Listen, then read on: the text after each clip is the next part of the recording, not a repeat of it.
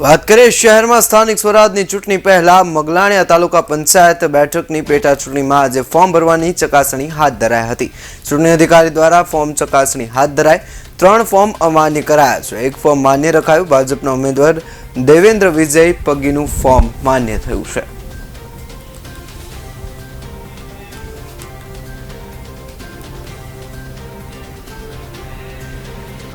તાલુકા પંચાયતની પેટા ચૂંટણી તાલુકો શહેરાની ચૂંટણી 16/2/2025ના રોજ યોજાનાર હતી।